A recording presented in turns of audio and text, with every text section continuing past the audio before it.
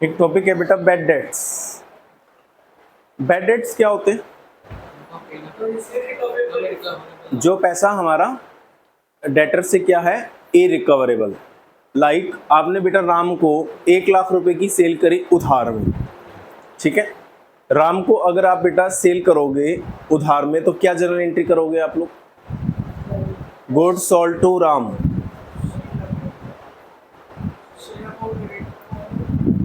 Goods sold to Ram, क्या journal entry करोगे?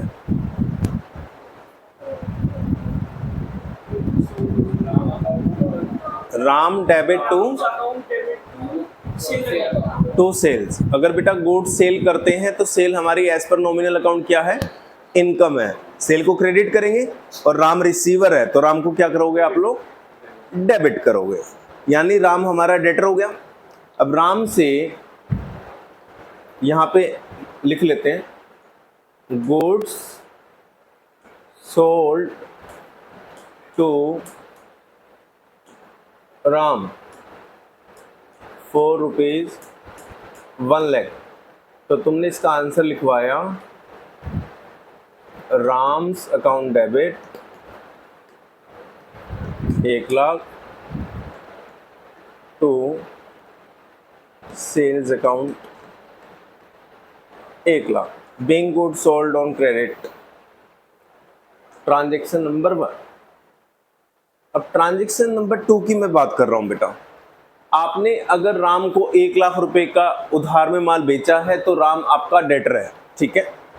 अब क्वेश्चन आता है कि राम से जो 1,00,000 रुपए लेना था उसमें से 10,000 रुपीज इरिकवरेबल है, पैसा आने वाला नहीं है।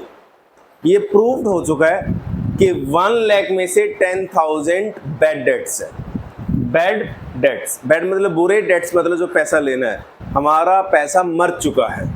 1,00,000 में से 10,000 रुपीज आपके डूब चुके हैं, नहीं आ सकते अब पैसे। जो आपने माल बेचा था राम को उसमें से 10,000 रुपये अब नहीं आएगा, तो वो क्या कहलाएंगे, बैड डेट्स।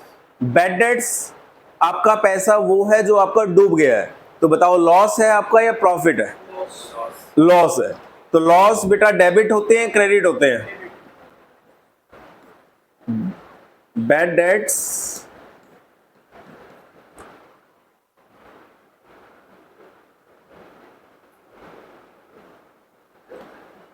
या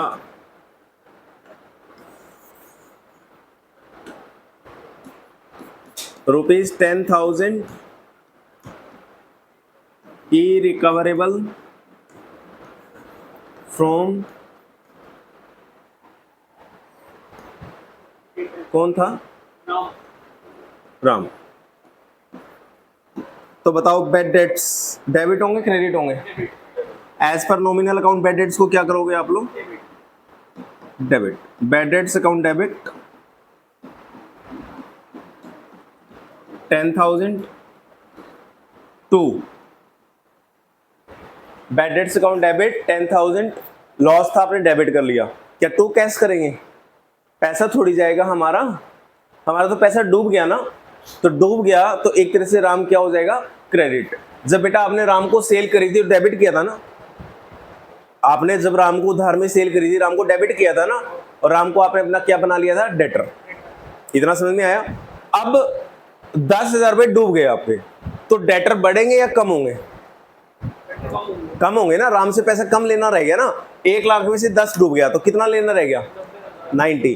तो बेटा उसको कम करने के लिए क्या करना पड़ेगा, क्रेडिट। तो क्या करेंगे, टू राम। कितना करेंगे, नहीं बेटा 10,000 जितने से कम करना है। अब कितना था डेबिट, 1,00,000, कितना क्रेडिट हो गया राम, 10,000। तो कितना डेबिट रह गया वहां पे, अब नेट 90। तो 90 तो लेना है।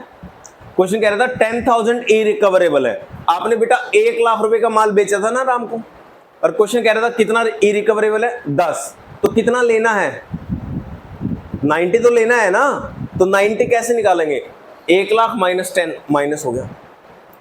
डेबिट हुआ 1,00,000, क्रेडिट हो गया 10,000, तो कितना डेबिट रह गया आपका, 90 ना। तो 90 इज योर डेटर्स। क्या हो तो गया। सो जर्नल एंट्री क्या होती है? किसी भी ट्रांजेक्शन को रिकॉर्ड करने के लिए जब बेटा राम का अकाउंट बनेगा, जर्नल के बाद क्या बनते हैं? लेजर्स। जब राम का अकाउंट बनेगा तो राम के डेबिट में कितना आएगा? 1 लाख। क्रेडिट में कितना आएगा? 10,000। तो नेट इफेक्ट कितना रह जाएगा वहां पे अपने? 90। अगर मैं इसको प्लस मानता हूं, डेबिट का मतलब मान लो मैं प्लस मान लेता हूं, तो प्लस कितना हुआ? 1 लाख। तो क्रेडिट का मतलब माइनस कितना हुआ? 10,000। प्लस 1 लाख माइनस 10,000, तो कितना रह गया प्लस का? और 90 लेना है तो मेरा हमसे, क्योंकि 10,000 रुपए तो प्रूव्ड हो गए बैड डेट्स। प्रूव्ड बैड मतलब अब ये पैसा इरिकवरेबल है, अब नहीं आएगा। अगर पैसा आपका इरिकवरेबल है तो आपका लॉस है, और एज पर नॉमिनल अकाउंट हम लॉस को क्या करते हैं? डेबिट। इसलिए बैड डेट्स को डेबिट कर लो बेटा, और जिससे पैसा आना था उसको क्रेडिट कर दो। ठीक है, bad debts account debit to Ram. लिखो जर्नल एंट्री।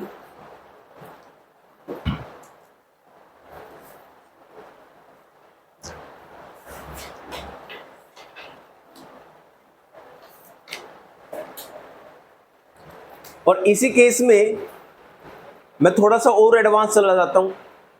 इसी केस में मुझे बताना, आपने कितना पैसा लेना था? 1 लाख। आपने 1 लाख रुपए लेना था राम से। क्वेश्चन कहता है 1 लाख में से राम ने आपको 90 दे दिया। 1 लाख में से क्वेश्चन ने आपको 90 दे दिया, 10,000 रुपए आपके डूब गए। तो बताओ 90,000 आएंगे या नहीं आएंगे? अगर वो देगा तो आएंगे। कैश आएगा बेटा, बताओ क्या करोगे? डेबिट या क्रेडिट? कैश एक रियल अकाउंट है, एसेट है ना। एसेट के लिए रियल अकाउंट का होता है रूल। क्या होता है रियल अकाउंट? डेबिट वाट, क्रेडिट वाट। जो आएगा उसको डेबिट करना है। आपके पास कैश आ रहा है, कैश को डेबिट कर लेना बेटा। Cash account debit. कितना कैश आ रहा है आपके पास? 90,000 कैश आ रहा है। कितना पैसा डूब गया आपका? Bad debts account debit. जितना पैसा डूब जाए बैड डेट्स डेबिट कर लेना, लॉस है आपका 10,000 रुपए। अब क्रेडिट में क्या आएगा? 2, क्योंकि राम से पैसा आया बेटा, राम गिवर है, और गिवर को क्या करते हैं हम लोग? 1 लाख से क्रेडिट होगा बेटा। बैड डेट्स को नहीं करा क्या? अगर बैड डेट्स को बेटा क्रेडिट कर लो तो क्रेडिट इनकम होती है, एक्सपेंसेस नहीं होते। तुम बताओ ये 10,000 रुपए जो तुम्हारा डूबा है, ये तुम्हारा लॉस है या इनकम है? तो as per nominal account loss तो क्रेडिट होते ही नहीं है।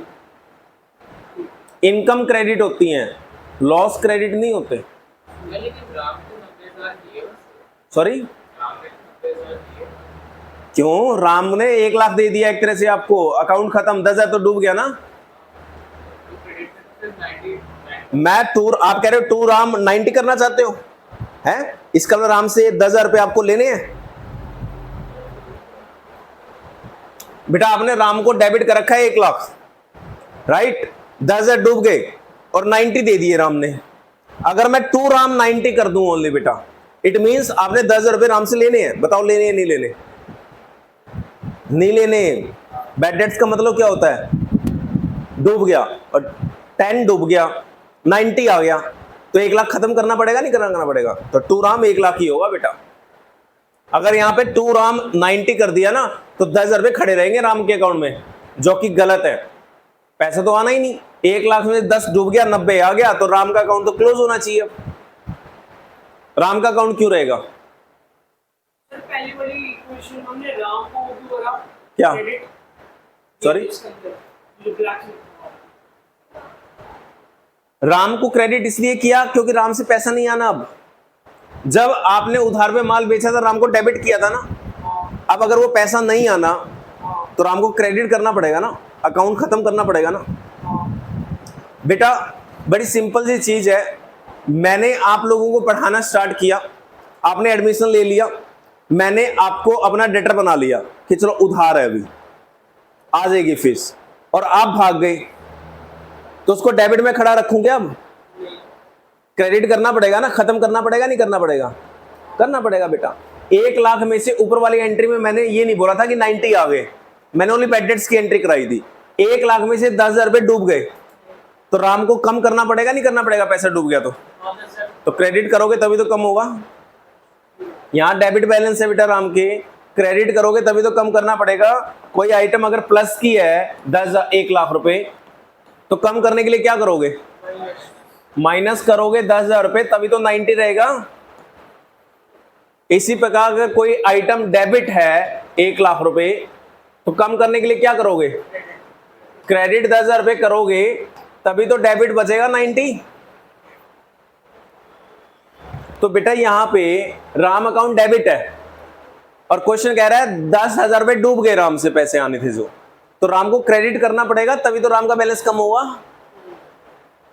तो राम तो क्रेडिट करना पड़ेगा, नहीं करोगे राम को क्रेडिट तो 1,00,000 रुपए खड़ा रहेगा फिर राम के अकाउंट में।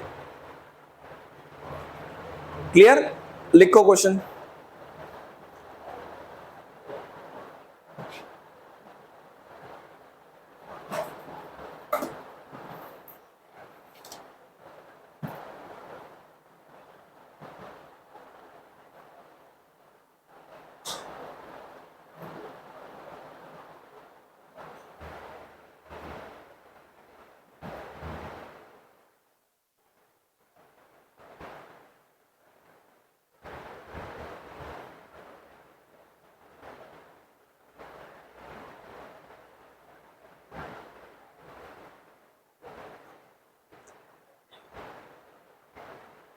क्या एंट्री होगी? लिस्ट प्राइस बेटा 50,000 रुपये है। लिस्ट प्राइस का मतलब मैंने आपको बताया था एमआरपी। लिस्ट प्राइस का मतलब क्या बताया था? एमआरपी। एमआरपी पे कभी भी गुड सेल नहीं होते, गुड सेल होते हैं एमआरपी माइनस ट्रेड डिस्काउंट। तो 50,000 का 10% 5,000, 5,000 माइनस कर दो 50 में से, तो सेल कितने की हुई? 45 की। योगेश रिसीवर है बेटा, यहाँ पे माल बेचा है ना, तो ही इज रिसीवर, और as per personal account receiver को क्या करते हो आप लोग? डेबिट। तो योगेश डेबिट होगा,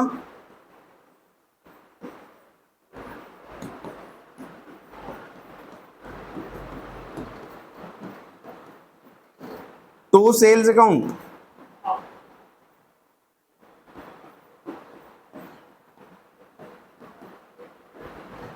नरेशन डाल देना, being good sold to Yogesh, being goods sold to Yogesh.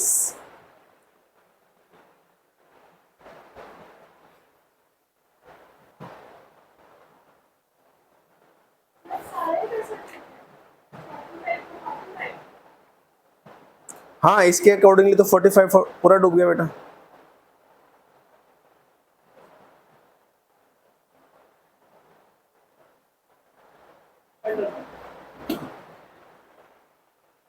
अब हमने ना डायरेक्ट बेटा क्या किया, यहां देखो,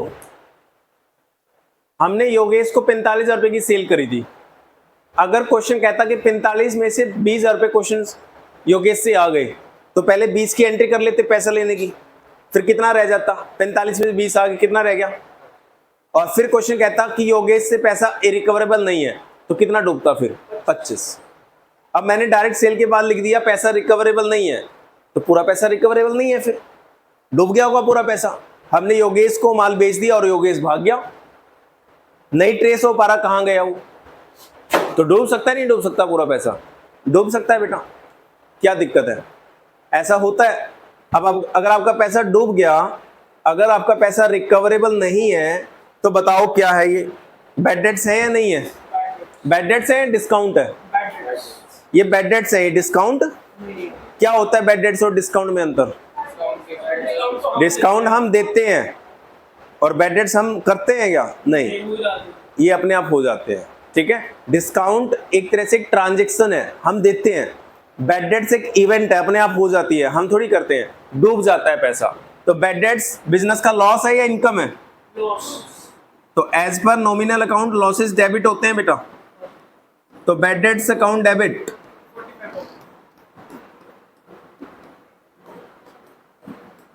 और टू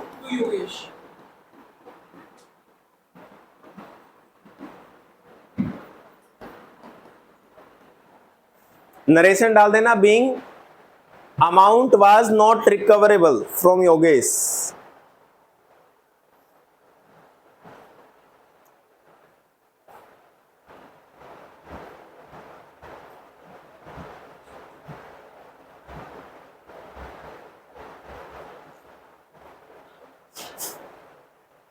ठीक है, अब क्या हुआ बेटा, मान लो ये साल था 2024 से 2025 करंट ईयर, इसमें हमने योगेश को 45,000 रुपए का माल बेचा था। तो हमने एक टेक्निक अपनाई कि यार ये 45,000 रुपए की ना बैड डेट्स मान लेते हैं, गवर्नमेंट को बेवकूफ बना देते हैं कि जी ये 45,000 रुपए हमारा डूब गया, अब ये रिकवरेबल नहीं है, तो बैड डेट्स अकाउंट डेबिट हो जाएंगे। बैड डेट्स बिजनेस के लॉस होते हैं और लॉसेस से प्रॉफिट क्या हो जाएगा, कम हो जाएगा। तो आपने क्या चाल खेली कि आपने योगेश से जो पैसा लेना था उसको बैड डेट्स मान लिया और बैड डेट्स मान के एंट्री कर दी। बैड डेट्स बिजनेस के लॉस होते हैं और लॉस प्रॉफिट को क्या कर देंगे, आपके बिजनेस में कम कर देंगे। प्रॉफिट कम होगा तो टैक्स कम देना पड़ेगा। चलो अब आपने चाल खेली थी, आपकी चाल कामयाब हो गई। जब नेक्स्ट ईयर आया 2025-26, जब नेक्स्ट ईयर में आप पहुंचे तो ऐसा तो है ही नहीं बेटा कि आप पैसा लोगे नहीं, कभी भी पैसा नहीं लोगे या कभी तो लोगे। लास्ट ईयर आपके पास प्रॉफिट थे, आप कम करना चाहते थे, आपने बैड डेट्स मान लिया। अब उस योगेश ने आपका पैसा दे दिया, ठीक है। अमाउंट रिकवर्ड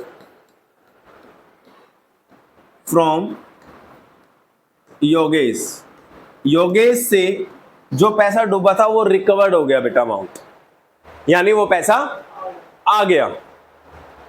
अब ये पैसा आपने जानबूझ के किया था या अपने आप आ गया? दूसरा तरीका ये भी है, लास्ट ईयर वो योगेश भाग गया था, ट्रेसेबल नहीं था, तुमने बड़ा ढूंढने की कोशिश करी, वो बंदा मिल ही नहीं रहा था, तो आपने बैड डेट्स मान लिए। इस साल जब आप आए वो बंदा अपने आप आ गया आपके पास। अब योगेश का क्या अकाउंट है आपके पास? योगेश का अकाउंट तो क्लोज कर चुके हो आप। योगेश डेबिट भी 45 से करा था, क्रेडिट भी 45 से कर दिया आपने, तो योगेश आपकी बुक से क्या हो चुका है, खत्म हो चुका है। अब आपने योगेश से एक तरह से कोई पैसा नहीं लेना, क्योंकि आप उसको क्या मान चुके हो, लॉस। आज योगेश आता है आपके पास और कहता है सर वो 45,000 रुपए देने थे, ये लो 40,000 रुपए ले लो, मेरे पास 40,000 रुपए है, छोड़ दोगे या ले लोगे? 45 लेने थे, 40 ले लोगे पक्का? हाँ कुछ तो मिलेगा सर, 5,000 भी देगा तब भी ले लेंगे, क्योंकि हमारी बुक्स में हमें कुछ भी उससे लेना ही नहीं है। हम तो उसको क्या मान चुके, बैड डेट्स मान चुके हैं। हमारी बुक्स में योगेश है ही नहीं। वो बंदा अगर हमें 5 रुपए भी देता है तो प्रॉफिट है हमारा, वो जितना पैसा देगा वो आपका क्या है, प्रॉफिट है, आप ले लेना बेटा पैसा। अब पैसा लोगे तो पैसे आएंगे या नहीं आएंगे? पैसा आएगा तो कैश अकाउंट डेबिट होगा, as per real account cash account debit होता है बेटा। तो मान लो इससे 40,000 आते हैं तो कैश अकाउंट डेबिट। अब मैं आपसे एक बात करना चाहता हूं, यहां टू योगेश आना चाहिए नहीं आना चाहिए, क्योंकि वो गिवर है। नहीं सर, उसको तो देखो हर जगह रूल्स अप्लाई नहीं हो सकते। मैं दोबारा तुम्हें स्टार्टिंग से कराता हूं क्या हुआ, अभी तक की स्टोरी क्या है, ध्यान से सुनना। आपने बेटा योगेश को 45,000 की सेल करी थी, एमआरपी माइनस ट्रेड डिस्काउंट, 45,000 की सेल करी थी, तो सेल की एंट्री करी थी Yogesh account debit to sales account, क्योंकि योगेश यहां पे रिसीवर था बेटा, और as per personal account receiver को क्या करते हैं, रिसीवर को डेबिट करते हैं और गिवर को क्रेडिट करते हैं, ये रूल है हमारा, ठीक है ना। 45,000 से हमने योगेश को डेबिट कर दिया। फिर क्वेश्चन कह रहा है जो योगेश से पैसा लेना था 45, वो रिकवरेबल नहीं है, यानी वो पैसा अब नहीं आ सकता, योगेश इंडिया छोड़ के भाग गया, अब कोई उम्मीद नहीं कि योगेश से पैसा आएगा, it was to be return of, यानी इसको लॉस मान लिया जाए, इसको राइट ऑफ कर दिया जाए। रिटर्न ऑफ मतलब इसको बिजनेस का लॉस मान लो, एक्सपेंस मान लो। तो हमने बैड डेट्स मान लिए, जो पैसा किसी पार्टी से ना आ पाए उसको हम बैड डेट्स कहते हैं, हमने लॉस को डेबिट कर लिया। और टू योगेश, देखो बेटा जब हमने योगेश को माल बेचा था उधार पे, योगेश डेबिट हुआ था, जब हमने बैड डेट्स मान लिया तो योगेश को क्रेडिट कर दिया, तो योगेश का अकाउंट हमारी बुक से खत्म। अब हमारी बुक्स में योगेश ना डेबिट पड़ा और ना क्रेडिट पड़ा, कुछ भी नहीं है ना।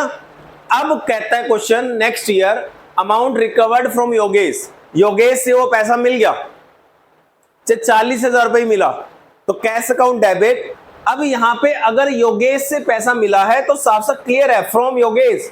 वैसे तो योगेश गिवर है,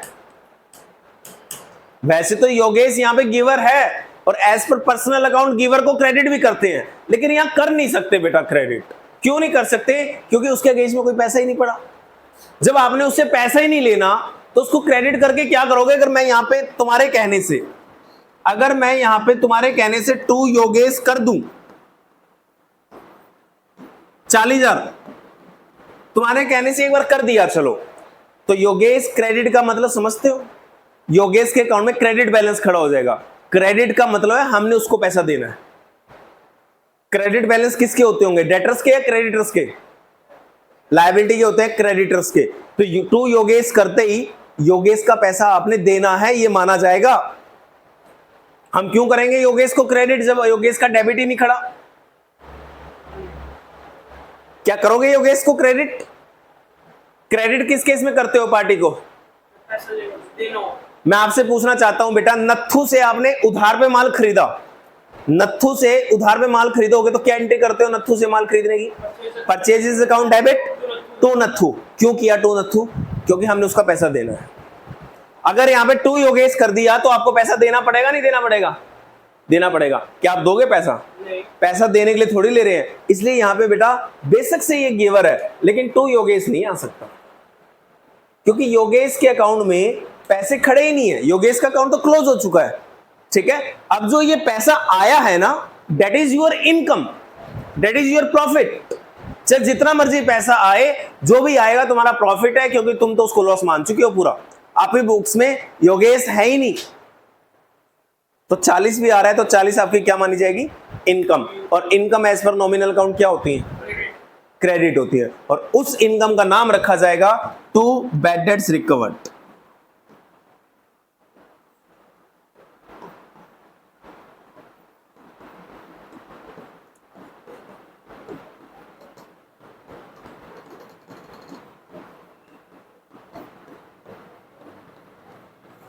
ये आपकी इनकम मानी जाएगी बेटा। और as per nominal account income को क्या करते हैं? क्रेडिट। तो दो टर्म हो गई, एक बैड डेट्स लॉस होते हैं, और एक बैड डेट्स रिकवर्ड क्या होती हैं? इनकम होती हैं। बैड डेट्स हमेशा डेबिट होते हैं और बैड डेट्स रिकवर्ड हमेशा क्रेडिट होते हैं, क्योंकि इनकम क्रेडिट होती हैं और लॉसेस डेबिट होते हैं। जो भी लॉस होगा डेबिट होगा, जो भी इनकम होगी क्रेडिट होगा। बैड डेट्स रिकवर्ड मतलब डूबा हुआ पैसा आ गया, और डूबा हुआ पैसा अगर आता है तो प्रॉफिट है हमारा बेटा। और profit as per nominal account क्या होते हैं? क्रेडिट। क्लियर है? पक्का? तो जब भी डूबा हुआ पैसा आ जाए, हमेशा याद रखना बेटा, अगर आपका डूबा हुआ पैसा वापस आ जाए तो आप बैड डेट्स रिकवर्ड को क्रेडिट करोगे। समझ गए? पक्का? और मैंने आपको पहले भी बताया था, इनकम और एक्सपेंसेस के केस में वैसे भी पर्सनल अकाउंट क्या होते हैं? इनकम और एक्सपेंसेस के केस में पर्सनल अकाउंट वैसे भी क्या होते हैं? इग्नोर होते हैं। तो ये जो योगेश से पैसा मिला है, ये योगेश से पैसा वो मिला है क्या जो मैंने लेना था?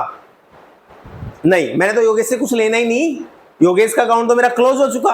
अब अगर उससे पैसा आ रहा है तो मुझे योगेश से पैसा नहीं लेना था, 1 रुपए नहीं लेना मैंने योगेश से। आप कहोगे सर क्यों? क्योंकि हम योगेश को क्या कर चुके हैं? क्रेडिट, लॉस मान चुके हैं पिछले साल। अब अगर पैसा आ रहा है तो ये हमारी इनकम है, ये हमारा पैसा नहीं है, ये हमारी इनकम है जो आ गई। डूबा हुआ पैसा आया ये, और डूबा हुआ पैसा आता है तो बेटा वो आपके डेटर का पैसा नहीं आ रहा। डेटर तो है ही नहीं आपके, डेटर तो क्लोज हो चुके हैं, ठीक है। तो ये इनकम बुक होगी, और इनकम के केस में पर्सनल अकाउंट इग्नोर होते हैं। क्लियर? पक्का? नेक्स्ट लिखो, एक एग्जाम्पल लिखो। ₹5,000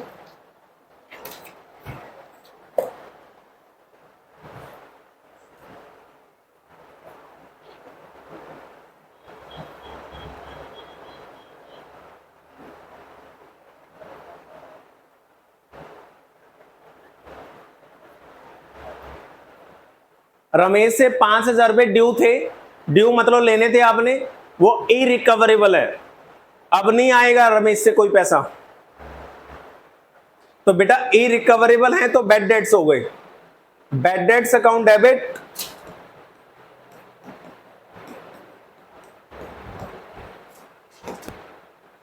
टू रमेश,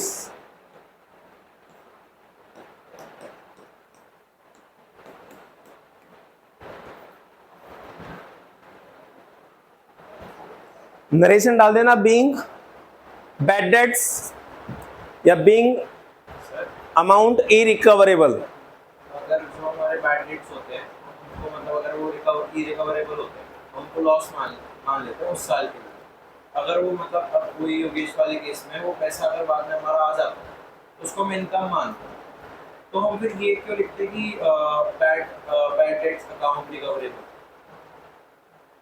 वो तो अगर हमने इनकम मानी तो रिकवरेबल कब लिखा है मैंने? सर लिखा था रिकवर्ड, रिकवर्ड मतलब डूबा हुआ पैसा मिल गया। सर, वो तो हम यही मान रहे हैं ना कि पिछले साल का वो लॉस था, इस साल की वो इनकम है, तो फिर हम ये क्यों लिखेंगे कि इस साल की इनकम है? किस बात की इनकम है? नई इनकम है या डूबा हुआ पैसा मिला है? बात बताओ।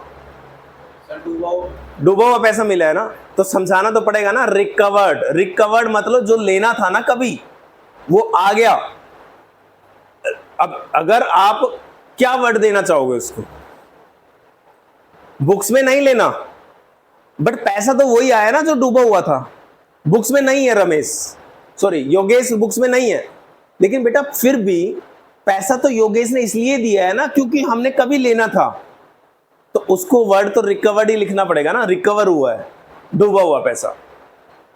और क्या देंगे आप बता दो, नाम तो वही देंगे सर फिर वो कितने पुराने डेट्स? चाहे 50 साल पुराने हो, पैसा तो डूबा हुआ ही आया है ना, ऐसे थोड़ी दे गया। हमने सर्विसेज थोड़ी दी है उसको कुछ। भाई ये आया था जो भी पार्टी योगेश था, क्या योगेश को मैंने कोई सर्विसेज दी हैं क्या? अब नहीं ना, फिर भी वो आके पैसे दे गया। कोई ऐसे थोड़ी दे के जाता है मेरे पास आएगा लो सर पैसे रख लो, ऐसे थोड़ी आएगा कोई। पीछे उसने कभी पैसा देना होगा, वो उस टाइम पे देने नहीं आया, और मैंने सोचा भाई ये आज नहीं देने आया तो कभी नहीं आएगा, तो मैंने अपनी बुक्स में से अकाउंट खत्म कर दिया उसका लॉस मान के। और आज अगर वो पैसा आ जाए तो मैं क्या बोलूंगा, मेरी ये नई इनकम है या जो पुराना पैसा लेना था वो आया है? तो मैं रिकवर्ड तो लिखूंगा ना, रिकवरी तो हुई है। बेटा और किस साल की इनकम है चलो बता दो। क्या? नहीं, एक्रूअल बेसिस अकाउंटिंग कभी ये नहीं कहती, एक्रूअल बेसिस अकाउंटिंग ये नहीं कहती कि सिर्फ कैश। अच्छा एक बात बताओ, मैं आपसे एक चीज पूछना चाहता हूं।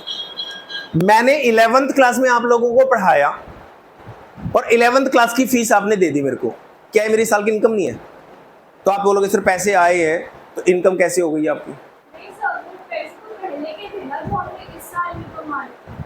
पहले के थे, जब आपने सेल करी थी वापस आ जाओ, ये लो आ जाते हैं वापस, स्टार्टिंग से आ जाओ। योगेश को आपने सेल करी थी, सेल करते ही सेल आपकी इनकम है बेटे, सेल करी सेल इनकम हो गई, राइट? ये जब 10th क्लास में थे तुम, तब तुमने इनकम मान ली। मान लो 10th क्लास में माल बेचा था, इनकम हो गई। जब आप 11th क्लास में आए तो आपने उसको बैड डेट्स मान लिया, लॉस मान लिया, ठीक है? एक साल में लॉस मान लिया। अब लॉस मानने से आपके प्रॉफिट कम हो गए होंगे, आपने बेनिफिट ले लिया। अब अगली साल वो पैसा डूबा हुआ वापस आ गया, तो कौन से साल की इनकम माने इसको?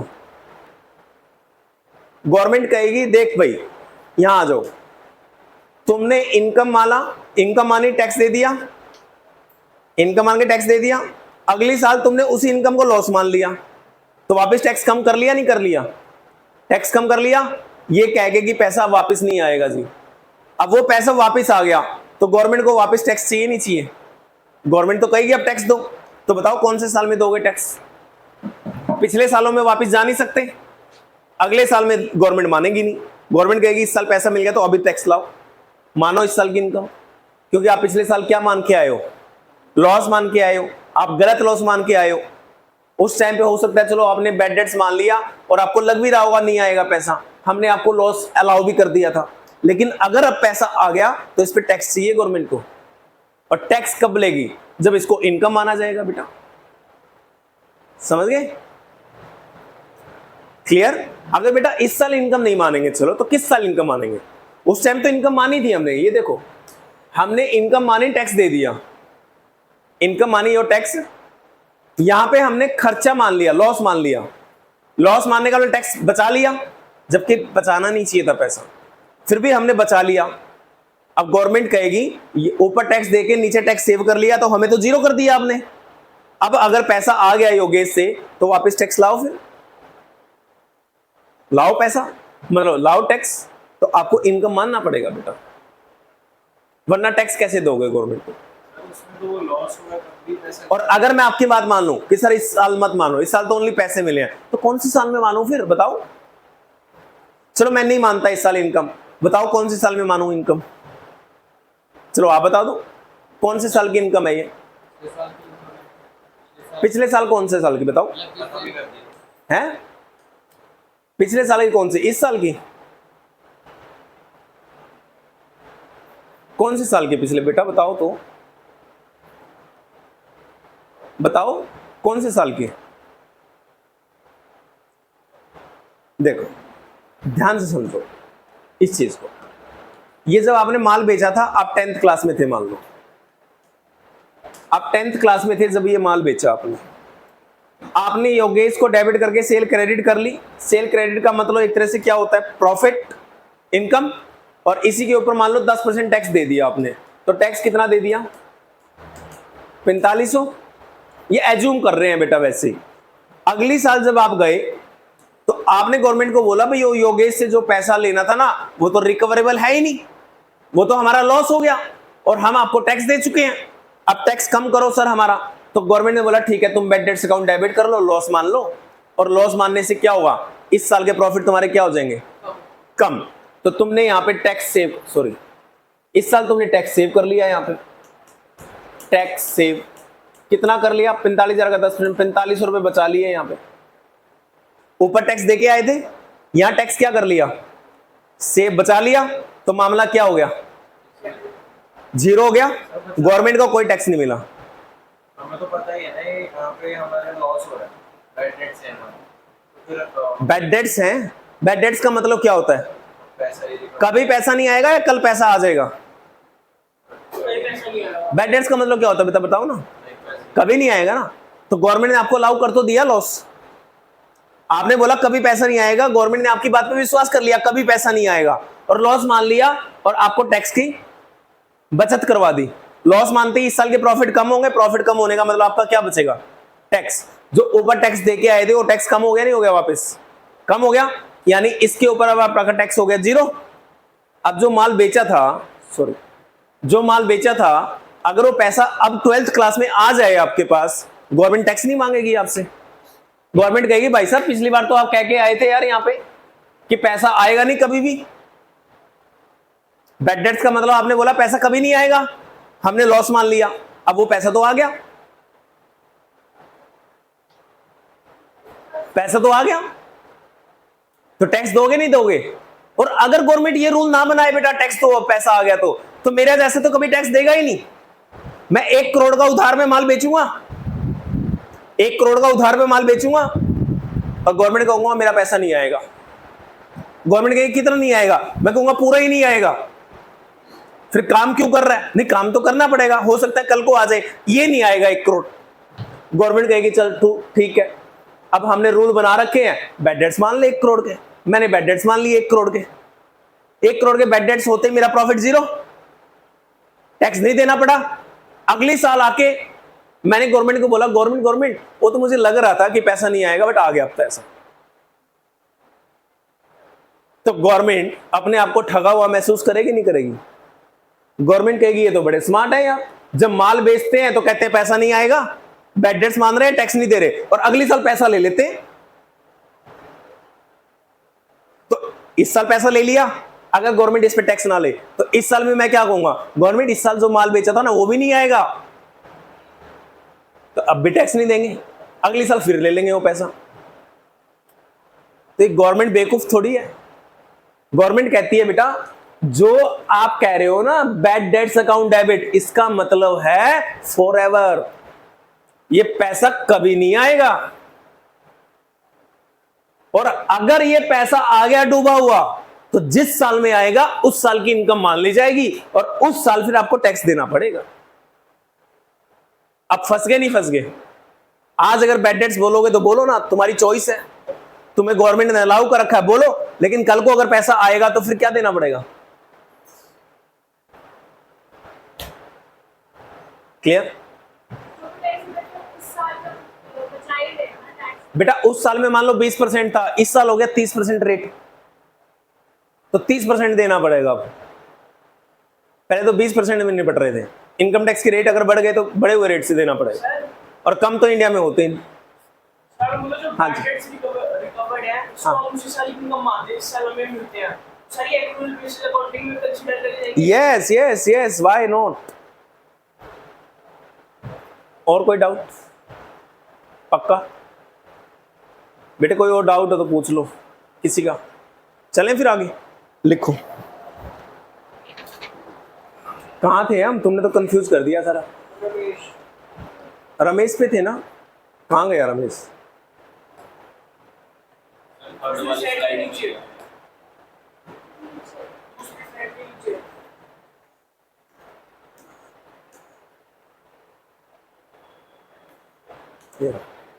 यही है ना? रमेश से बेटा 5000 रिकवरेबल नहीं है, ई रिकवरेबल है, तो बैड डेट्स अकाउंट डेबिट कर लिया, लॉस टू रमेश। नेक्स्ट लिखो।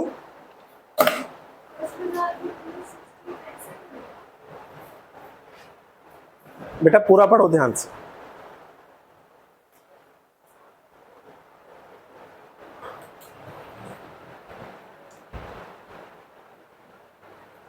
Sohan is declared insolvent. बेटा कोई भी पर्सन इंसॉल्वेंट होता है, it means he is not capable to pay his debt. अगर आप अपने डेट, अपना पैसा किसी को अगर आपने देना है, आप अपनी लायबिलिटी को पे करने में सक्षम नहीं हो, तो गवर्नमेंट या कोर्ट आपको इंसॉल्वेंट डिक्लेयर कर देती है।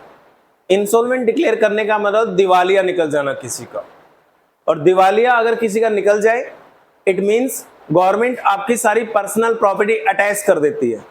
पर्सनल प्रॉपर्टी अटैच करने का मतलब है आपके नाम पे जितनी भी प्रॉपर्टी होंगी, उन सारी प्रॉपर्टी की मार्केट के अंदर ऑक्शन होगी। और मार्केट के अंदर यस, ऑक्शन कौन करेगा? Official receiver. ऑफिशियल रिसीवर मतलब कोर्ट के द्वारा अपॉइंट किया हुआ ऑफिसर। जो कोर्ट ऑफिसर को अपॉइंट करेगी, वो ऑफिसर आपके घर पे आएंगे, आपके घर के सारे कागज, सारी प्रॉपर्टी, सारी ज्वेलरी अपनी कब्जे में ले लेंगे और मार्केट में ऑक्शन कर देंगे। और जो भी पैसा आएगा आपकी प्रॉपर्टी बेचने से, उस पैसे से मैक्सिमम लोगों को पैसा देने की कोशिश करेंगे। बट आपने तो बहुत सारे लोगों का पैसा देना होगा, तभी तो आपका दिवालिया निकला, तभी तो आप इंसॉल्वेंट हुए। तो सबको पूरा पैसा तो नहीं दे पाएंगे ना, तो वो कोर्ट का जो ऑफिशियल होगा वो क्या करेगा? तुम्हारी प्रॉपर्टी को बेच के जो पैसा आएगा उस पैसे को सबको बांटेगा थोड़ा थोड़ा। तो हमने received from his official receiver, जो बंदा सोहन डिक्लेयर हो गया इंसॉल्वेंट, उसके ऑफिशियल रिसीवर से हमें पैसा रिसीव्ड हुआ। कितना पैसा रिसीव्ड हुआ? 60 पैसे इन ए रूपी। 1 रुपए में से 60 पैसे। बेटा 1 रुपी इक्वल टू 100 पैसे। 1 रुपए में 100 पैसे होते हैं, हमें 1 रुपए में से 60 पैसे मिल गए। तो बेटा 100 पैसे में से अगर 60 पैसे मिल जाएं, कैन आई से 60% पैसे मिल गए हमारे। 1 रुपए में 60 पैसे मिले हैं। 1 रुपए में 60 पैसे मिलने का मतलब क्या है? 1 रुपए में तो 100 पैसे होते हैं, तो 100 पैसे के बदले कितने पैसे मिले हैं? 60 पैसे। तो 40 पैसे नहीं मिले ना, तो 100 में से 60 पैसे मिल जाए तो 60 पैसे 100 का कितने परसेंट होता है? 60%। तो 60% पैसा मिल गया on a debt of rupees 10,000। यानी हमने सोहन से कितना पैसा लेना था? 10,000। तो 10,000 का 60% कितने पैसे मिल गए? 6,000। और 60 पैसे नहीं मिले, 60 पैसे इन ए रुपी है, 1 रुपए में 60 पैसे। अगर 1 रुपए में 60 पैसे मिले हैं तो 10,000 रुपए में 6,000 मिलेंगे, क्योंकि 1 रुपए के अंदर 100 पैसे होते हैं बेटा। 100 पैसों में से 60 पैसे मिलने का मतलब क्या हो गया? 60%। परसेंटेज निकालो ना बेटा, आपको 1 रुपया थोड़ी लेना था। अगर इस सोहन से 1 रुपये लेना होता तो आप कहते कि सर 60 पैसे मिल गए। अगर आपको सोहन से 2 रुपए लेने होते तो आप कहते 120 पैसे मिल गए। आपको तो 10,000 रुपए लेने हैं ना, तो आप परसेंटेज निकाल लो। 1 रुपए में 60 पैसे का मतलब है 60%। 1 रुपए में 50 पैसे का मतलब क्या होता? 50%। 1 रुपए में 70 पैसे का मतलब क्या होता? 70%। समझ गए? तो वहां पे 60% पैसे हमें मिल गए और हमने लेना कितना था? 10,000। तो 10,000 का 60% कितना होता है? तो कितना पैसा मिल गया आपको? 6,000। लिखो।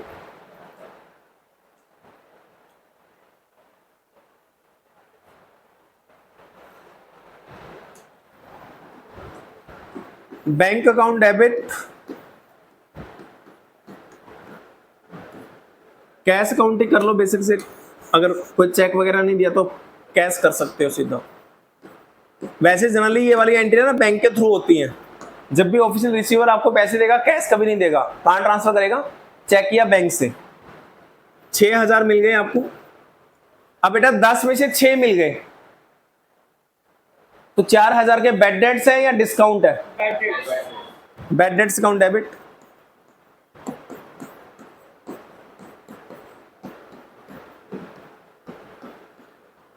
तो सोहन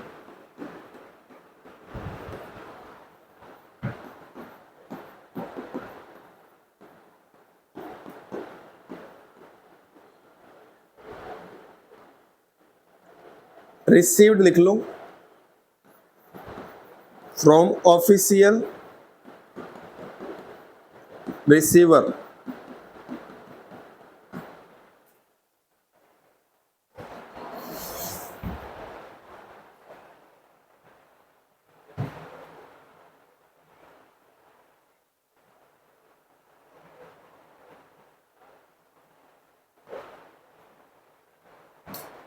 नेक्स्ट लिखो।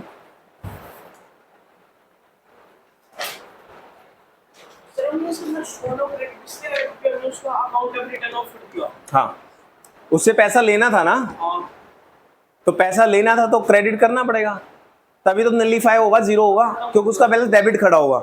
अब क्रेडिट कर दिया तो क्या हो गया? जीरो। नेक्स्ट, रिसीव्ड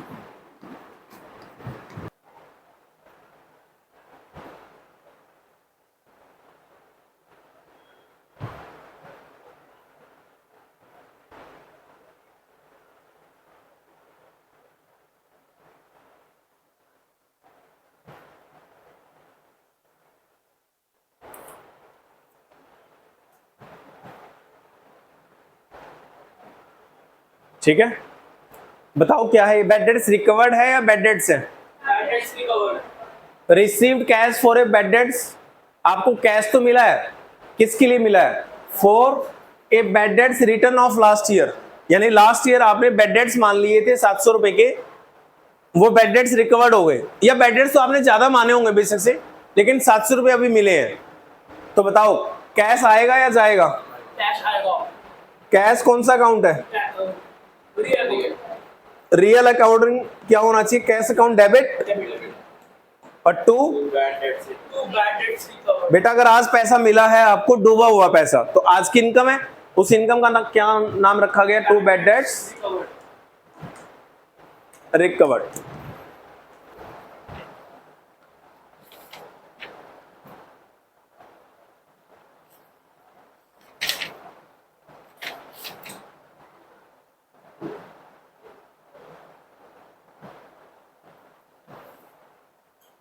ठीक है, नेक्स्ट टॉपिक है बेटा loss of stock.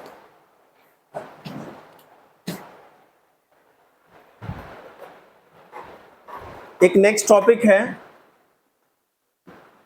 Loss of stock इसके रीजन हो सकते हैं बेटा loss of stock by theft, loss of stock by fire, कुछ भी हो सकता है। ठीक है, अगर आपके गोडाउन में आग लग गई तब भी आपके स्टॉक का नुकसान हो जाएगा जो माल रखा है बिजनेस के। अगर आपका माल चोरी हो गया तब भी आपका लॉस हो जाएगा। Loss of goods, loss of stock मतलब गुड्स, जो गोडाउन में माल रखा था हमारा उसका लॉस हुआ है। Loss of stock by leakage, leak हो गया। Loss of stock by theft, चोरी हो गया। Loss of stock by fire, आग लग गई। Loss of stock by flood, damage, कुछ भी हो सकता है। किसी भी loss of stock by accident, कोई एक्सीडेंट हो गया उसकी वजह से लॉस हो गया। बेटा किसी भी रीजन से अगर स्टॉक का लॉस होता है तो आपका लॉस है या प्रॉफिट है?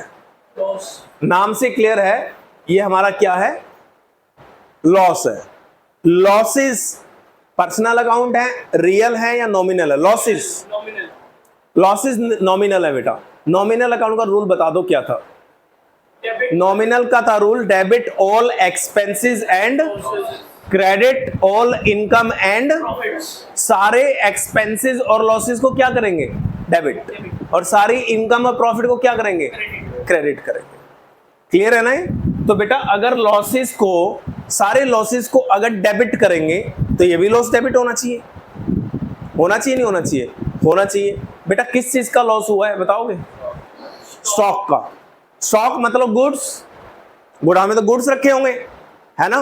तो मैं आपसे एक चीज पूछना चाहता हूं, जब आपने गुड्स को खरीदा था तो क्या डेबिट किया था आपने? सेल अकाउंट, खरीदा था, purchase account. Purchases account debit किया था बेटा। जब भी माल खरीदा जाता है तो कौन से अकाउंट को डेबिट करते हैं? परचेजेस अकाउंट को डेबिट इसलिए किया जाता है ताकि कल को ये जब सेल होंगे तो सेल और परचेज को बराबर रख के प्रॉफिट निकाला जा सके। तो परचेजेस डेबिट कर रहा था ताकि ये रीसेल होंगे, बट ये रीसेल तो नहीं हो पाए, ये तो लॉस हो गया। तो उस केस में हमें परचेजेस को वापस क्या करना पड़ेगा? क्रेडिट करना पड़ेगा। जैसे आप घर ले जाते थे गुड्स, चैरिटी करी थी आपने, फ्री सैंपल दिए थे, पिछली क्लास में करा था ना, फ्री सैंपल दिए तो परचेज को क्रेडिट कर दो। अगर आपने घर यूज कर लिए गुड्स तो परचेजेस को क्रेडिट कर दो। लास्ट क्लास में ये टॉपिक कवर किया था या नहीं किया था? भूल गए? नहीं है यार, किया था। ठीक है ना? अब रिवीजन नहीं करोगे तो ऐसे ही होगा बेटा। लॉस ऑफ स्टॉक, अगर आपने बेटा लॉस कर दिया और वो गुड्स बिक नहीं पाए तो परचेजेस वापस क्या होगा? क्रेडिट होगा। तो पहली एंट्री क्या करोगे आप लोग? यहां पे लिखो loss of stock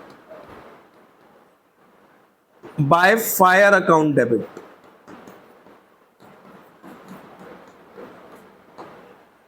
loss of stock by fire, मैं फायर मान लेता हूं तो बाय फायर अकाउंट डेबिट। मान लो 10,000 का नुकसान हो गया बेटा, तो परचेजेस अकाउंट, परचेजेस वापस क्रेडिट हो जाएगा क्योंकि जब आपने माल खरीदा होगा तो परचेजेस डेबिट किया होगा बेटा। परचेजेस डेबिट इसलिए किया जाता है ताकि कल को वो माल बेचा जा सके। ये माल बिक नहीं पाया बेटा, फायर लग गई और लॉस हो गया, तो परचेजेस को वापस क्रेडिट कर लो आप लोग। तो एंट्री हो जाएगी loss of stock by fire account debit to purchases account. हो गया? अब मैं आपसे पूछना चाहता हूं, जो ये loss of stock by fire account debit हो गया बेटा, ये हमारा लॉस होना चाहिए नहीं होना चाहिए? होना चाहिए। पक्का? अगर ये लॉस होना चाहिए तो फिर ये पीएनएल अकाउंट में भी जाना चाहिए। पीएनएल अकाउंट मतलब प्रॉफिट एंड लॉस अकाउंट क्यों बनाया जाता है? प्रॉफिट निकालने के लिए। तो पीएनएल अकाउंट में भी जाना चाहिए, लेकिन नहीं, ये loss of stock by fire account debit तो कर दिया, बट ये एक्चुअल में लॉस हुआ या नहीं हुआ ये डिपेंड करता है इंश्योरेंस थी या नहीं थी।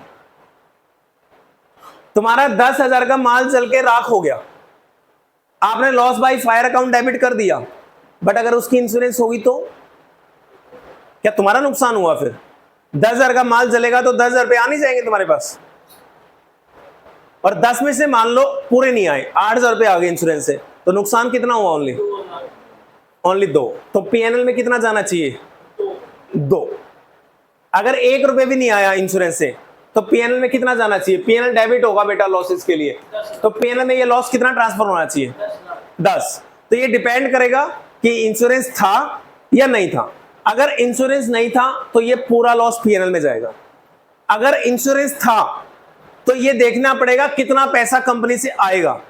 जितना पैसा कंपनी से आएगा हम कंपनी के नाम पे डेबिट कर देंगे, बाकी लॉस ट्रांसफर करेंगे पीएनएल में। सारा लॉस पीएनएल में ट्रांसफर नहीं करेंगे, ये देखा जाएगा कि इसका इंश्योरेंस था या इसका इंश्योरेंस नहीं था। क्लियर?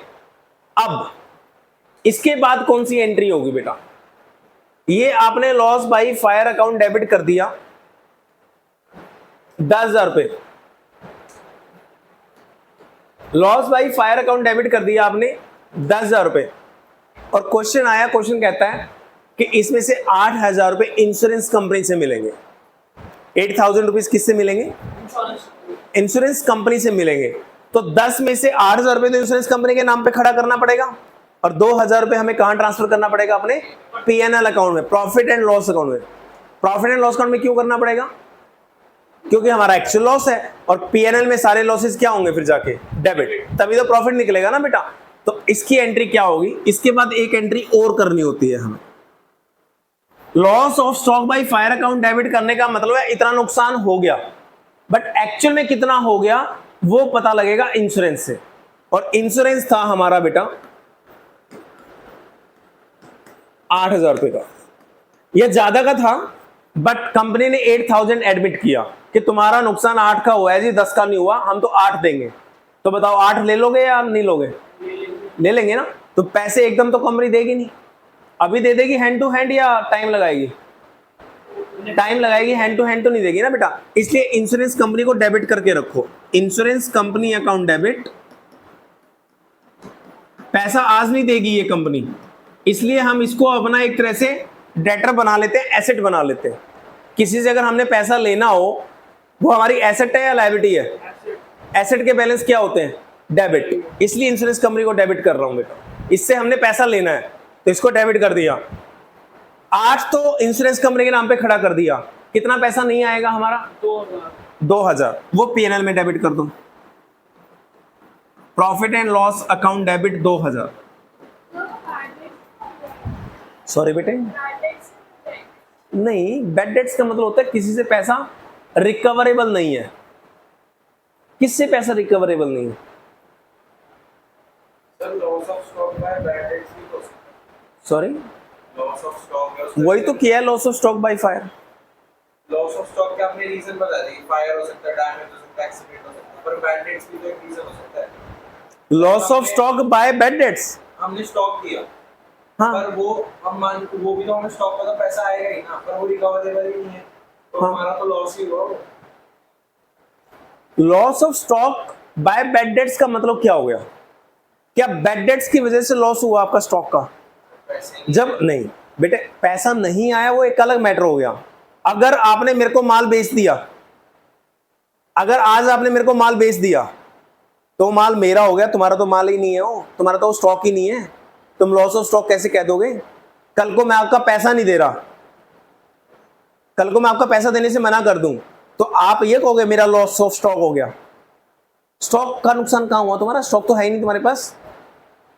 लॉस ऑफ स्टॉक का मतलब जो मेरे पास स्टॉक पड़ा है उसका नुकसान हो गया। तुम तो माल कस्टमर को बेच चुके हो, तुम्हारे पास माल है कहां जो लॉस ऑफ स्टॉक होगा तुम्हारा? वो बैड डेट्स है प्योरली बेटा, स्टॉक तो है ही नहीं। लॉस ऑफ स्टॉक का मतलब गोडाउन में तुम्हारा माल रखा है, तुम्हारा गोडाउन में तुम्हारा माल रखा है और वो नुकसान हो गया, that is loss of stock. जो दे दिया वो तुम्हारा है ही नहीं, तो तुम कैसे कह दोगे लॉस ऑफ स्टॉक हो गया? तुम्हारा स्टॉक कहां है वो?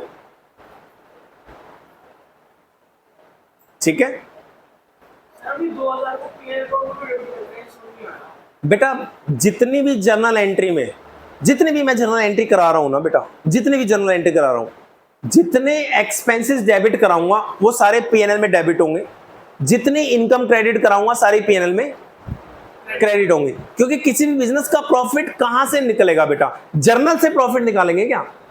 जर्नल प्रॉफिट निकालने के लिए नहीं है बेटा, जर्नल तो बिजनेस ट्रांजैक्शन को रिकॉर्ड करना है। प्रॉफिट किससे निकलेगा? प्रॉफिट एंड लॉस अकाउंट से, पीएनएल अकाउंट से।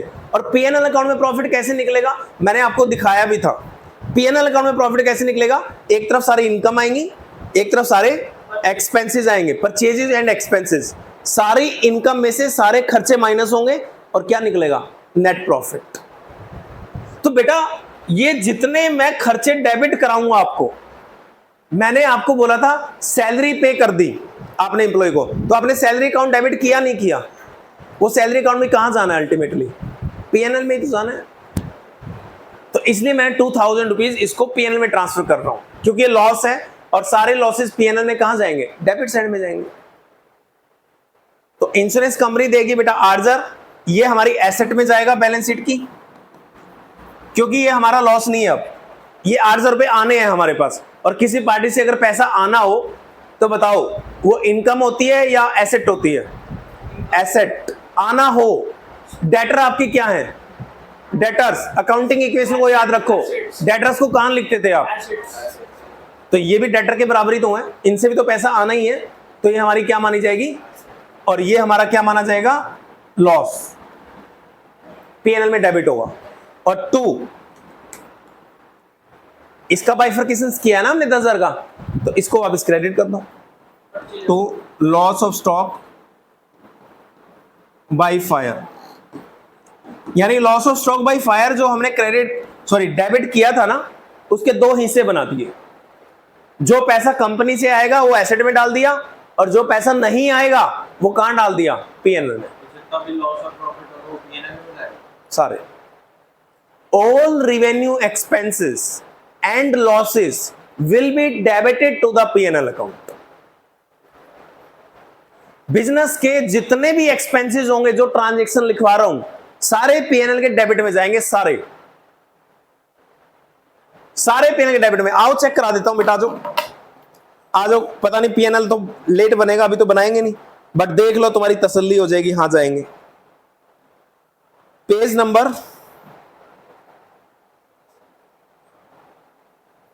18.40 पे आना बेटा, नए एडिशन में 18.40।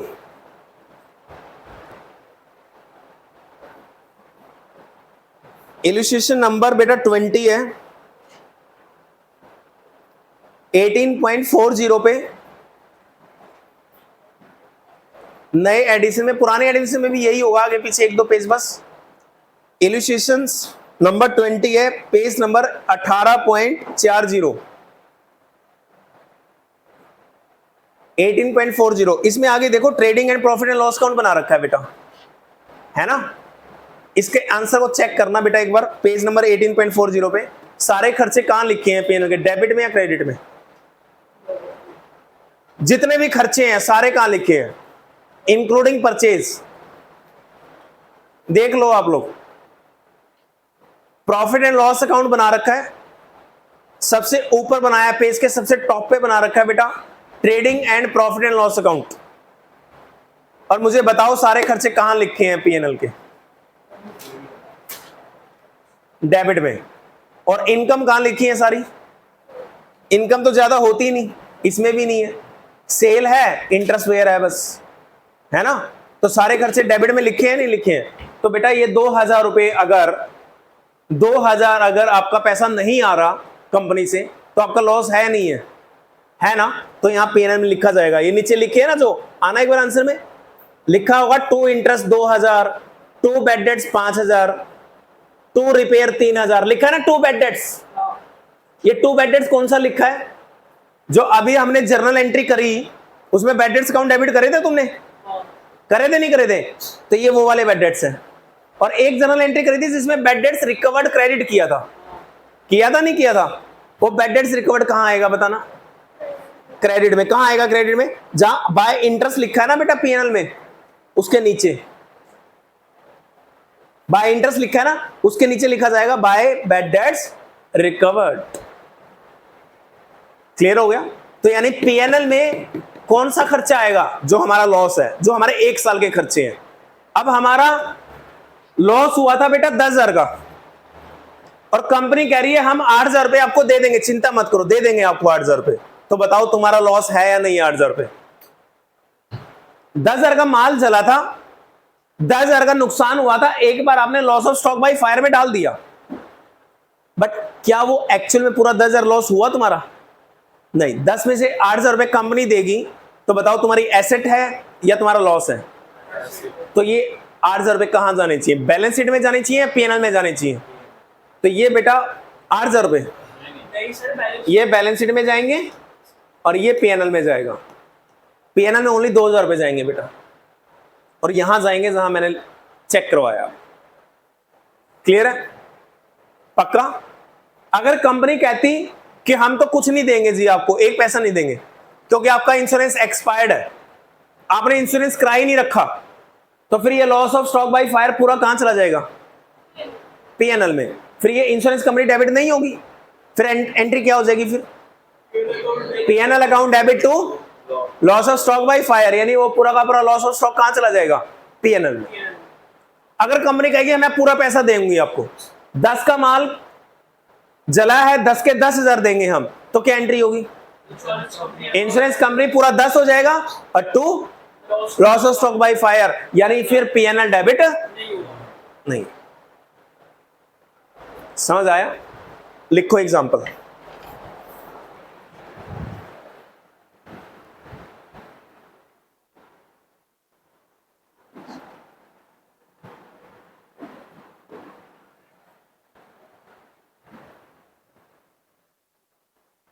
बेटा 1,000 रुपए के गुड्स जल के राख हो गए, loss of stock by fire, यही है आपका।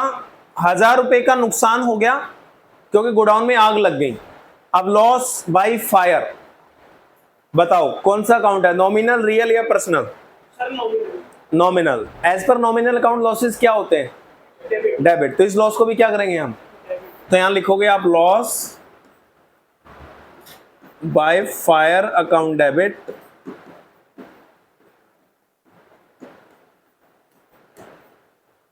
तो क्या आएगा? किसका माल का नुकसान हुआ है? गुड्स का। तो गुड्स के केस में किसको कम करते हैं? परचेजेस को। तो परचेजेस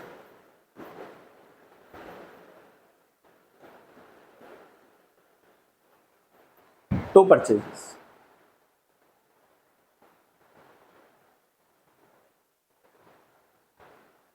ठीक है।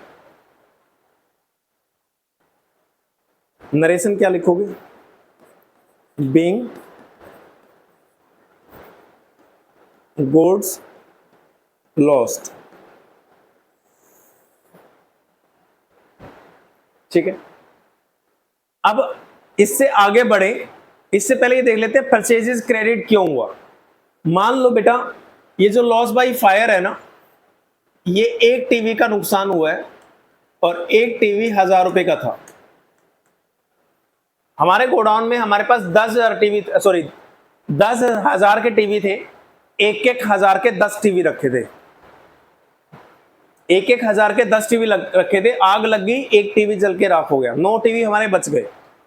अब देखो ये क्रेडिट क्यों होता है परचेज? बेटा जब मैं आपको ना प्रॉफिट एंड लॉस अकाउंट बनवाऊंगा तो ओनली इससे रिलेटेड बता रहा हूं बेटा, बाकी एक्सपेंसेस की बात नहीं कर रहा मैं।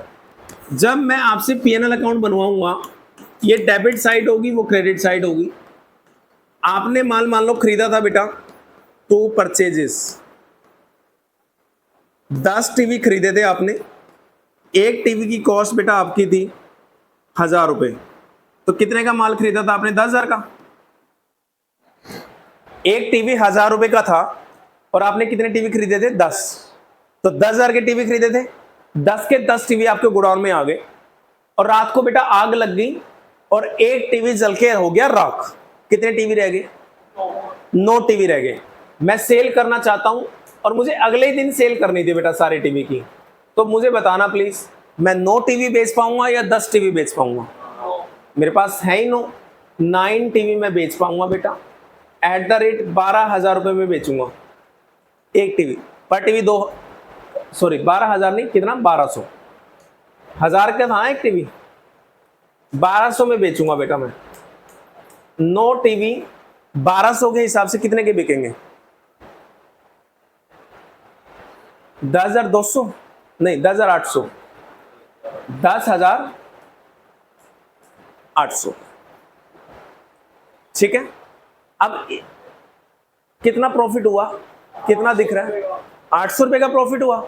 अब बेटा अगर मैं ₹800 का यहाँ पे प्रॉफिट निकाल दूं, देखो ध्यान से, टू नेट प्रॉफिट अगर मैं 800 का दिखा दूं कंपनी को, एज्यूमिंग नो एक्सपेंसेस, और कुछ है ही नहीं, क्योंकि मुझे ये कॉन्सेप्ट समझाना है बेटा, मैं पीएनएल अकाउंट नहीं बनवा रहा तुमसे। अगर मैं ₹800 का नेट प्रॉफिट कंपनी को निकाल के दे दूं तो कंपनी का मालिक मेरे को सुनाएगा, कहेगा सर आप कहाँ के चार्टर्ड अकाउंटेंट हो। मैंने कहा क्या हो गया सर? कह रहे सर यहाँ देखो आप, एक टीवी ₹1200 का बेचा है मैंने, अनपढ़ गवार हूं बट पता सब कुछ है।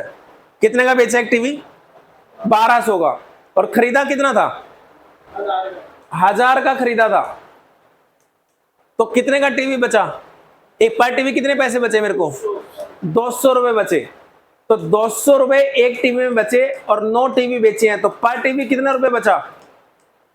1800।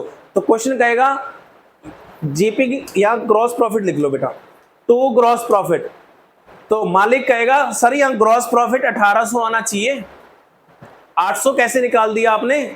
एक टीवी पे 200 रुपए कमाए हैं और 9 टीवी बेचे हैं मैंने, तो कितना पैसा कमाया पर टीवी मैंने? 1800। सॉरी, टोटल पैसा कितना कमाया 9 टीवी से? 1800। तो आपका आंसर 1800 आना चाहिए। सर 800 क्यों आया? तो मैं कहूंगा ओहो सर ये तो नेट प्रॉफिट निकाल दिया, ग्रॉस प्रॉफिट तो 1800 ही, आप सही कह रहे हो आप। क्यों? क्योंकि सर मैंने ना परचेज कितनी ले ली? 10 टीवी की। सेल कितने की है? क्या कभी भी एक्चुअल प्रॉफिट निकाल पाओगे? खरीद अगर 10 टीवी की रहे हो तो सेल भी कितनी दिखाओ? 10 टीवी की। अगर सेल 9 टीवी की है तो फिर परचेज भी कितनी दिखाओ? 9 टीवी की, तभी प्रॉफिट सही आएगा बेटा। आपको अगर समझ नहीं आया ना, दूसरा एग्जांपल ले लो, दूसरा ले लेते। तुमने अपने कहीं जान पहचान निकाल के आईफोन 15 कहीं दूसरी कंट्री से सस्ते रेटों पे मंगवा लिया। आईफोन 15 का रेट मान लो 90,000 है और तुमने वो 50,000 का मंगवा लिया कहीं से।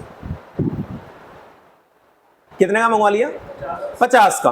और 2 आईफोन मंगाए हैं तुमने 50-50 हजार के, तो कितने के पड़े तुम्हें? 1 लाख रुपए के। ठीक है,